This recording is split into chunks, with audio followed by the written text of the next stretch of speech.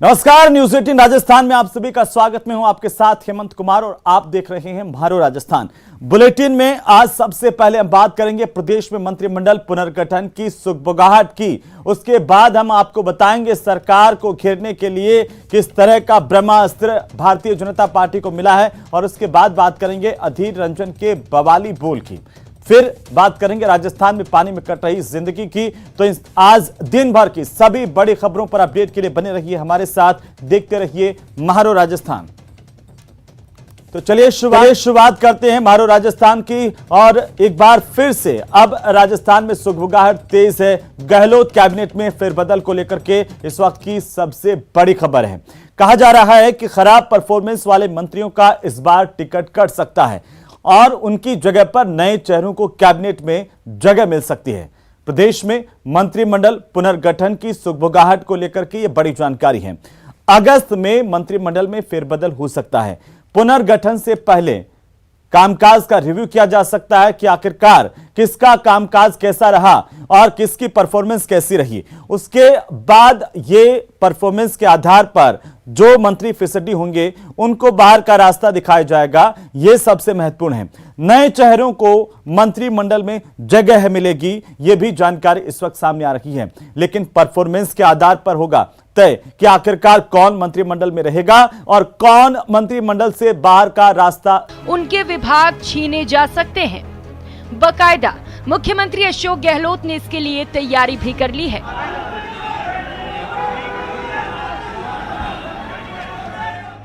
इस रिव्यू बैठक में मंत्रियों को अपने विभाग में हुए कामकाज का ब्यौरा देना होगा। पहले 21 और 22 जुलाई को ये रिव्यू होना था, लेकिन अब अगस्त में ही ये रिव्यू बैठक की जाएगी। इस समीक्षा के आधार पर मंत्रियों की परफॉर्मेंस का आंकलन किया जा सकता है।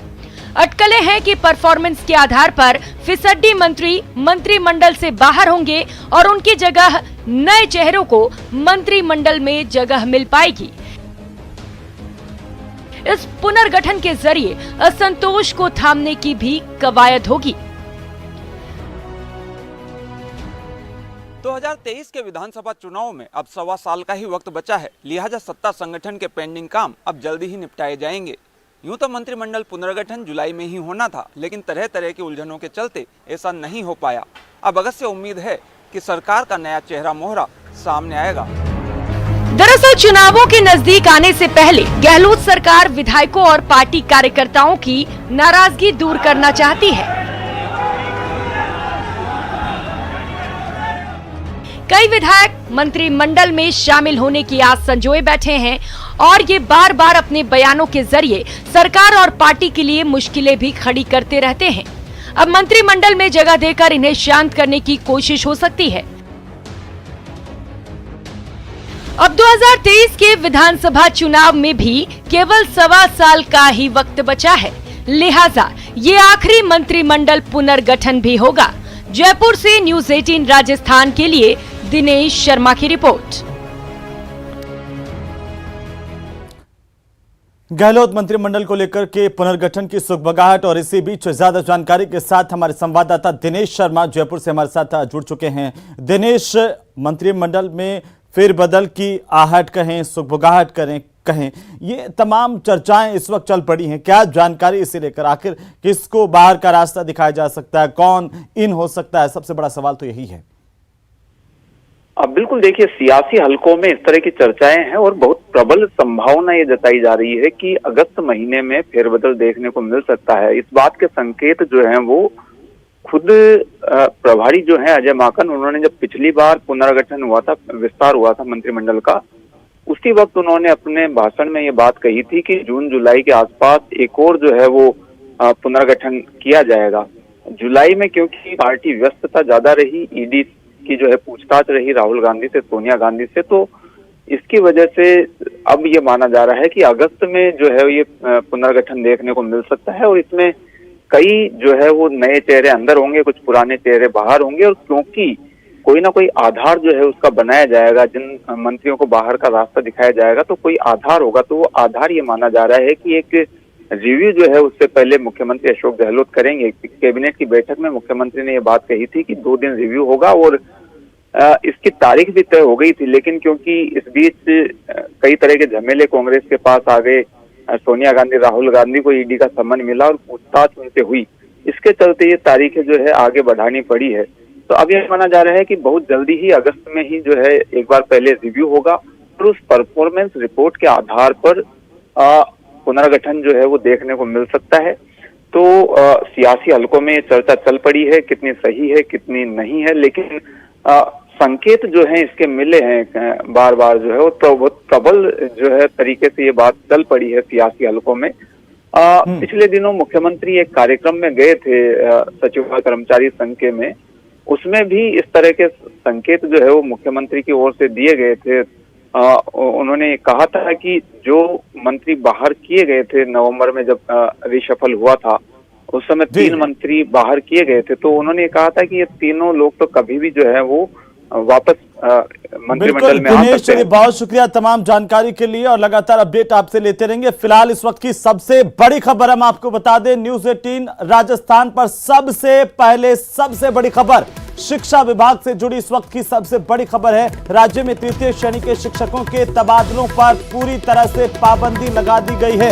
अब जिले के अंदर भी कोई तबादले नहीं हो सकेंगे। इससे पहले अंतर जिला तबादलों पर पाबंदी लगाई गई थी। इस संबंध में शिक्षा विभाग अब औपचारिक आदेश जारी करेगा, लेकिन फिलहाल इस सबसे पहले हम आपको बता दें कि यहां पर तृतीय श्रेणी शिक्षकों के तबादलों को लेकर के पाबंदी लगाने की जानकारी सामने आ रही है। लवली वधवा हमारे सहयोगी फोन लाइन पर जुड़ चुके हैं। लवली, क्या जानकारी इस वक्त आपके पास? देखिए, बिल्कुल इस वक्त राजस्थान के शिक्षा विभाग से सबसे बड़ी खबर यही है कि जिस तबादले का इंतजार पिछले 10 सालों से 3rd ग्रेड के शिक्षक कर रहे थे, प्रतिबंधित जिलों के शिक्षक, उन्हें किसी प्रकार की कोई राहत नहीं मिलेगी। और दूसरी बात, सबसे महत्वपूर्ण बात यह है कि पूरे राजस्थान के जो 3rd ग्रेड शिक्षक है, जिनके अंतर जिला तबादले होने थे, जिनके 87,000 आवेदन एक ऑनलाइन माध्यम से लिए गए थे, वो तमाम आवेदन जो है फिलहाल ठंडे बस्ते में चले गए हैं और शिक्षा विभाग की ओर से फाइल पर इस बात की मंजूरी हो चुकी है। इसके औपचारिक आदेश जारी होंगे कि राजस्थान में 3rd ग्रेड शिक्षकों के तबादले कहीं भी नहीं किए जाएंगे। ये सरकार ने फैसला क्या देखते हुए लिया है, किस तरह से डिसीजन लिया है, इसके अलग राजनीतिक मायने हो सकते हैं, लेकिन फिलहाल राजस्थान के जो 3rd ग्रेड शिक्षक जो सालों से इंतजार कर रहे थे अपने तबादले का, जो अपने घर जाने की आस देख रहे थे, अपने माता पिता की सेवा के लिए एप्लीकेशन लगा रहे थे कि उनके घर के नजदीक वो पहुंच जाएंगे। कुछ शिक्षक ऐसे भी हैं जिन्हें शादी करनी है, विवाह करना है अपने घर के नजदीक जाकर के, वो कई तरह की प्लानिंग हो रही थी, लेकिन वो वहां पर नहीं कर पाएंगे। और अब पूरी तरह से जो है इस वक्त न्यूज़ 18 पर सबसे बड़ा अपडेट यही है राजस्थान के सबसे बड़े शिक्षा वर्ग के लिए कि राजस्थान में 3rd ग्रेड के जो शिक्षक हैं उसके तबादलों पर पूरी तरह से कंप्लीटली बैन जो है वो शिक्षा विभाग ने कर दिया। अब राजस्थान के मुख्यमंत्री इस पर कोई डिसीजन लेते हैं या उनकी सहमति से डिसीजन हुआ है, इस बारे में विभाग के अधिकारियों ने कोई अभी जानकारी औपचारिक रूप से नहीं दी है, क्योंकि ये इस तरह का मसला है कि इस पर कोई भी विभाग का अधिकारी औपचारिक रूप से कैमरे के सामने कहने के लिए कोई तैयार नहीं। मगर न्यूज़ 18 के जो पुख्ता सूत्र है शिक्षा विभाग से जुड़े हुए, उन्होंने इस बात को पुख्ता रूप से कहा है कि राजस्थान में 3rd ग्रेड के जो तबादले हैं वो अब नहीं होंगे और अंतर जिला तबादले जो है, पहले अंतर जिला पाबंदी थी कि एक जिले से दूसरे जिले में नहीं लगाए जाएंगे शिक्षक, लेकिन क्या अब जिले के भीतर भी कोई तबादला नहीं हो पाएगा तृतीय श्रेणी शिक्षकों का? बिल्कुल नहीं हो पाएगा। जो शिक्षक जहां पर इस वक्त तैनात है वो शिक्षक वहीं पर तैनात रहेगा। किसी भी शिक्षक के तबादले का, जो 3rd ग्रेड के शिक्षक थे उनका किसी भी सूरत में तबादला नहीं होगा। ये एक सूत्रीय आदेश जो है वो जो लेकिन लवली, इससे पहले शिक्षा विभाग की ओर से कहा गया था, खुद शिक्षा मंत्री ने भी इस बात के संकेत दिए थे कि शिक्षा विभाग जल्द ही तृतीय श्रेणी शिक्षकों को लेकर के कोई एक नई नीति तैयार कर रहा है, वो जल्द ही लागू की जाएगी, उसका क्या हुआ? देखिए, बिल्कुल हेमंत, आपने बहुत सही सवाल किया। 87,000 शिक्षकों ने इस नीति के इंतजार में ही अपने आवेदन दिए थे और कि पिछले 2 दशकों से राजस्थान करना चाह रही है, चाहे बीजेपी की सरकार हो चाहे कांग्रेस की सरकार हो, दोनों ही सरकारों ने इस बात का ऐलान किया था आएंगे नीति के बाद तबादले करेंगे, मगर नहीं आई है। और फिर तबादला उद्योग के माध्यम से तबादला जो है, ये कहते हैं इस तबादले को तबादला उद्योग का नाम भी राजस्थान के लोग देते हैं, तो उसी माध्यम से तबादले जो है फिर से होने जा रहे हैं। विधायकों की अनुशंसा, विधायकों की डिजाइन, विधायकों की अप्रोच, जिस शिक्षक के पास नहीं उसका तबादला होता या नहीं होता, ये भविष्य के गर्भ में जो है राजस्थान के 3rd ग्रेड शिक्षकों के बहुत बड़ा झटका जो। बिल्कुल लवली, चलिए बहुत शुक्रिया तमाम जानकारी के लिए। और न्यूज़ 18 राजस्थान पर सबसे महत्वपूर्ण खबर इस वक्त की शिक्षकों के लिहाज से, तृतीय श्रेणी शिक्षकों के लिहाज से इस वक्त की सबसे बड़ी खबर न्यूज़ 18 राजस्थान पर सबसे पहले हम आपको बता रहे हैं 87,000 आवेदन इसके साथ ही ठंडे बस्ते में चले गए हैं। चलिए अब बात करते हैं संत विजयदास आत्मदाह मामले की, जिसे लेकर बीजेपी शांत नहीं हो रही है और उसकी कोशिश है कि इस पूरे मामले को आगामी चुनाव तक जिंदा रखा जाए ताकि सरकार पर दबाव बना रहे। यह खास रिपोर्ट देखिए।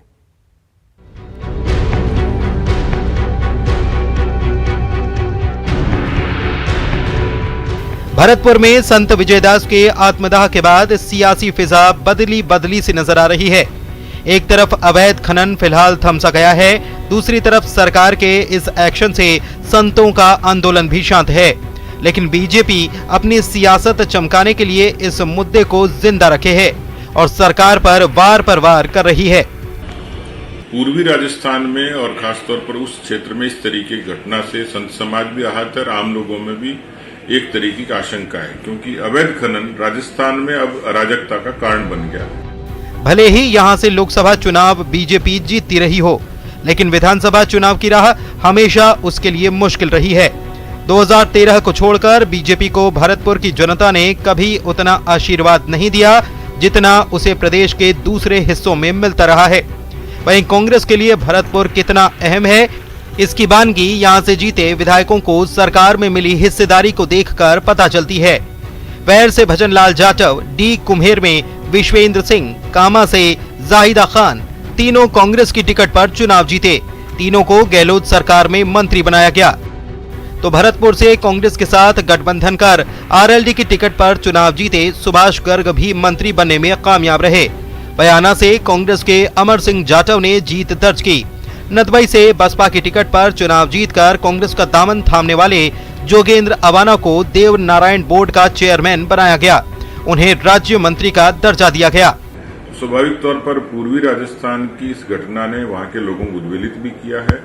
तो पार्टी केवल सियासी समीकरण के हिसाब से नहीं, वहां की अमन चैन सुख शांति और वहां की आस्था को संरक्षण के लिए काम कर रही है। इस मुद्दे पर हम सरकार को छोड़ने वाले नहीं हैं। अपनी डगमगाती कुर्सी को बचाने के लिए मुख्यमंत्री जी ने जो बंदरबाट किया, उसी का परिणाम ये निकला कि वहां उस फॉरेस्ट इलाके को फॉरेस्ट से बाहर निकालकर सेट अपार्ट करके खाने बांटी गई। ये खाने कुर्सी बचाने के लिए बांटी गई, जिसके कारण से 551 दिन तक साधुओं ने आंदोलन किया और आखिर एक साधु का बलिदान हुआ।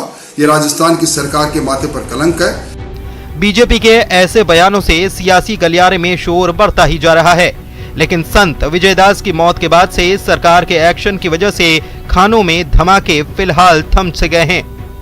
एक तरफ पार्टी में गुटबाजी तो दूसरी ओर कई दलों की मौजूदगी। भरतपुर हमेशा से बीजेपी के लिए सिरदर्द साबित हुआ है।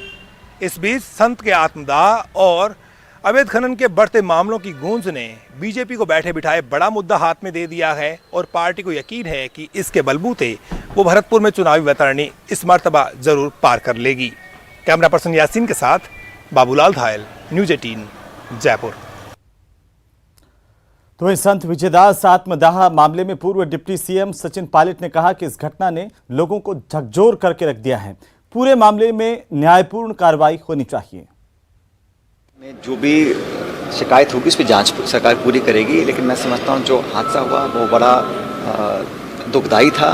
किसी भी इंसान को इस प्रकार का अगर कदम उठाना पड़ता है तो बहुत पीड़ा मन में होती है, और खासकर एक साधु ने ऐसा किया, उसकी बहुत मुझे खेद है कि ऐसा करना पड़ा। सरकार ने उसके पहले भी उसके पश्चात भी कुछ कदम उठाए हैं, वहाँ के जो इलाके के लोगों की मांग थी, लेकिन कोई भी व्यक्ति अगर अपनी जान लेता है तो ये तो बहुत ही दुखद एक घटना थी। और मैं अपनी संवेदना प्रकट करना चाहता हूँ उन सभी लोगों को जो उनसे संबंध।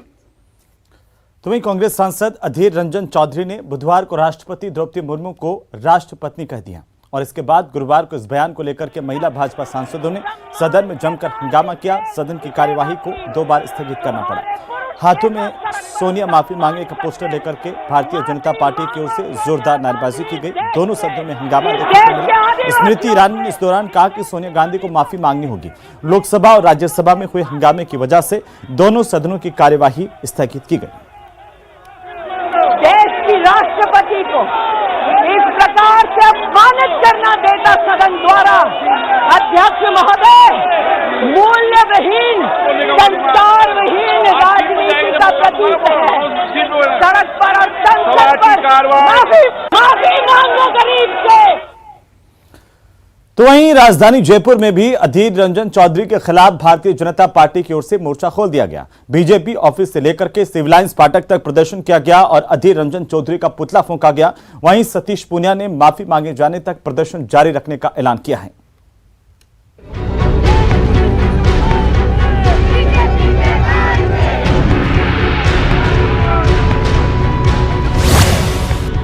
संसद में भिड़ंत, सड़क पर संग्राम, फिसली जुबान मचा घमासान, बदजुबानी पर बीजेपी का मोर्चा, माफी मांगने तक प्रदर्शन का ऐलान। बोली एक अमोल है जो कोई बोले जानी, ये तराजू तोलकर तब मुखबार आनी। कबीर के इस दोहे को अगर कांग्रेस सांसद अधीर रंजन चौधरी ने पढ़ा समझा होता तो शायद आज दिल्ली से राजस्थान तक हंगामा नहीं होता। संसद में नहीं होती सोनिया गांधी और स्मृति की भिड़ंत और ना ही राजस्थान की राजधानी में अधीर का पुतला फूंका जाता। लेकिन अधीर ने बोलने से पहले नहीं सोचा और कर दी देश के सर्वोच्च संवैधानिक पद के प्रति बदजुबानी। सियासत को तो बस एक मौका चाहिए।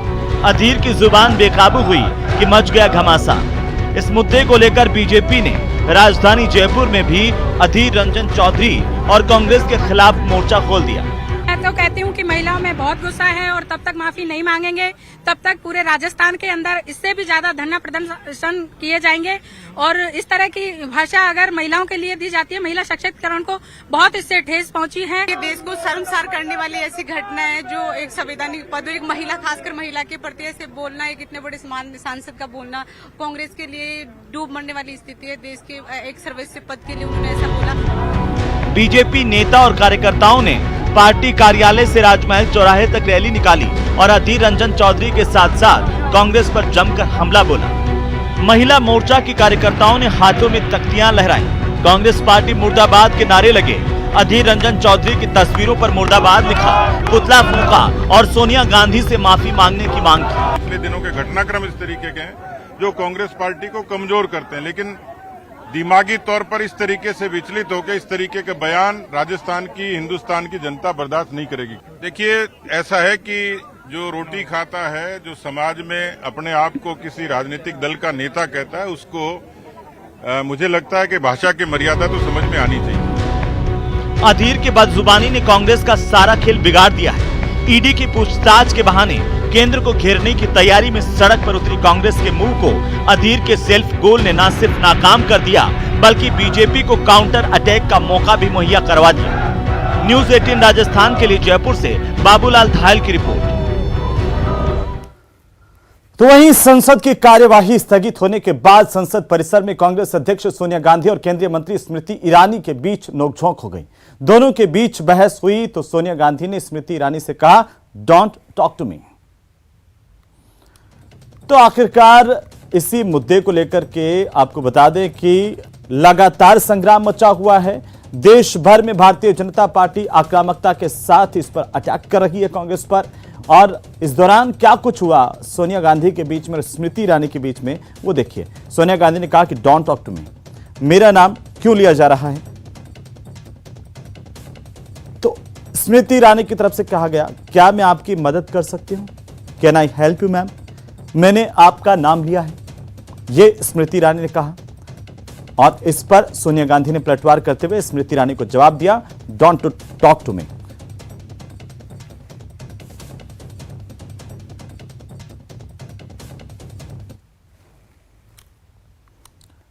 और इसी मुद्दे को लेकर के आज शाम को 7:56 पर हम प्राइम डिबेट करेंगे। आप देखिए, सबसे बड़ी बहस, फिसली जुबान या नीयत बेईमान। महामहिम मुर्मू का अपमान, अधीर की नहीं संभली जुबान, सोनिया स्मृति में नोकझोंक तमाम।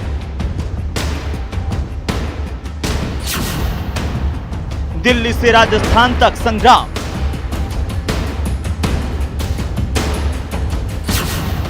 फिसली जुबान या नीयत बेईमान।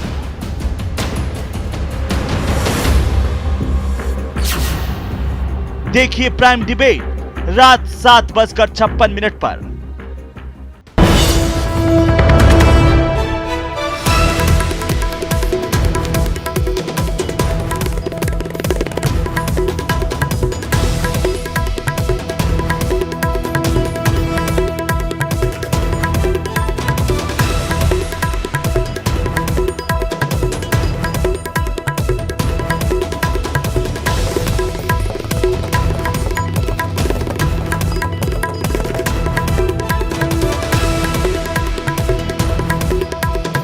चलिए ब्रेक के बाद एक बार फिर से आपका स्वागत है। राजस्थान में सामान्य से करीब 55% अधिक बरस चुका मानसून कई शहरों के लिए परेशानी का सबब बन गया है। जैसलमेर, जयपुर, बारां, सिरोही और जोधपुर में बरसात का कहर देखने को मिल रहा है। इन इलाकों में भारी बारिश ने बाढ़ जैसे हालात पैदा कर दिए हैं। जोधपुर के राय का बाग रेलवे स्टेशन पर पानी भरने से ट्रेनों का रूट डाइवर्ट करना पड़ा है। ये खास रिपोर्ट देखिए। कहीं टूट गई सड़क, कहीं जारी है कटाव। पानी की तेज धार, रेलवे स्टेशन बना तालाब। सड़कों पर बाढ़, रेगिस्तान में समंदर। शहर शहर जल प्रहार। चारों तरफ पानी और पानी में आवागमन करते लोग। ये किसी स्विमिंग पूल या फिर तालाब का नजारा नहीं है। ये तस्वीर है जोधपुर के राय का बाग रेलवे स्टेशन की, जहां पर बारिश का पानी स्टेशन के अंदर प्रवेश कर गया। स्थिति ये हुई कि 17 ट्रेनों को रद्द किया गया। प्लेटफॉर्म से वेटिंग रूम तक पानी भरा। फिलहाल बारिश रुक गई है, वहीं स्टेशन के अंदर से पानी निकालने की कवायद जारी है। वहीं जोधपुर के रूपनगर विजय क्षेत्र में लोगों को जल जमाव से निजात दिलाने के लिए सेना को बुलाना पड़ा है। सेना की 117 इंजीनियरिंग बटालियन के जवानों ने मोर्चा संभाला है और राहत बचाव के काम में जुटे हुए हैं। पूरा क्षेत्र जो है जल मग्न हुआ नजर आ रहा है। बड़े बड़े मकान, बड़े बड़े आवास यहाँ हैं, लेकिन ये सभी अभी जल से सरोबार नजर आ रहे हैं। गाड़ियाँ डूबती नजर आ रही है। हम इस समय सेना को बुलाया गया है। और इधर भारी बारिश के बाद जोधपुर के न्यू रूप क्षेत्र के निवासी परेशान हैं। पानी भरने की वजह से स्थानीय लोग 3 दिनों से घरों में कैद हैं। अभी तक इलाके से पानी नहीं निकला। इसी दौरान कॉलोनी में पहुंचे केंद्रीय जल शक्ति मंत्री ने पानी के अंदर जाकर स्थिति का जायजा लिया। निश्चित रूप से उनकी तकलीफ है, उनका कष्ट है, प्राकृतिक आपदा है, हालात हैं। लोग घुटनों तक पानी में रह रहे हैं, घर से बाहर नहीं निकल पाए, बिजली नहीं है, न कोई पानी है, न बिजली है, न राशन है। मुश्किल सेना को मदद के लिए बुलाया गया है। एडमिनिस्ट्रेशन अपना काम कर रहा है।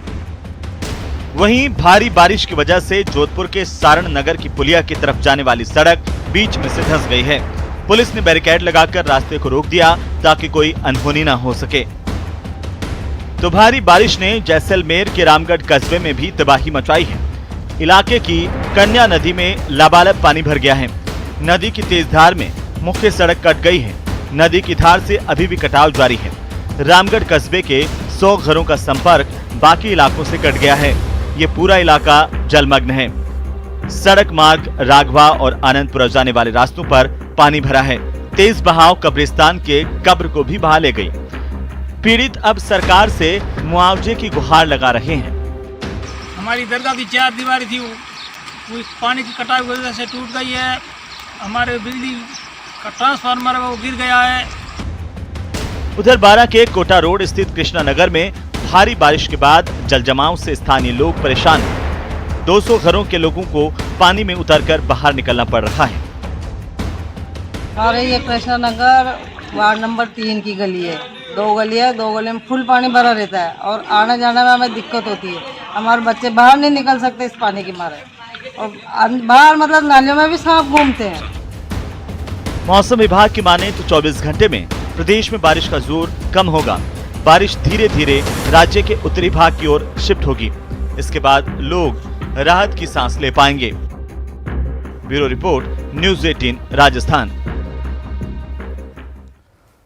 तो वहीं जोधपुर के बीजेस क्षेत्र के लोग जल कर्फ्यू में कैद हैं। भारी बारिश के बाद जल भराव होने से न्यू रूपनगर के लोग 3 दिनों से अपने अपने घरों में कैद हैं। लोगों को राहत पहुंचाने के लिए सेना को भी लगाया गया है। और इसी बीच जोधपुर के सांसद और केंद्रीय जल शक्ति मंत्री गजेंद्र सिंह शेखावत ने पानी में उतरकर प्रभावित इलाकों का दौरा किया है। गजेंद्र सिंह शेखावत से खास बातचीत की है न्यूज 18 के हमारे संवाददाता चंद्रशेखर व्यास ने।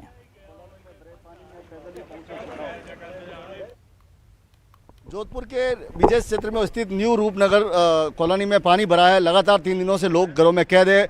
केंद्रीय जल शक्ति मंत्री गजेंद्र सिंह शेखावत लोगों की जो है सुध लेने यहाँ पहुंचे, बात करने का प्रयास करेंगे। सर, लगातार 3 दिनों से लोग जो अंदर घरों में कैद है, सर क्या स्थिति आप देख रहे हो? खुद पानी में उतरे सर आप? निश्चित रूप से उनकी तकलीफ है, उनका कष्ट है, प्राकृतिक आपदा है, हालात हैं, लोग घुटनों तक पानी में रह रहे हैं, घर से बाहर नहीं निकल पाए, बिजली नहीं है, न कोई पानी है, न बिजली है, न राशन है। मुश्किल सेना को मदद के लिए बुलाया गया है। एडमिनिस्ट्रेशन अपना काम कर रहा है।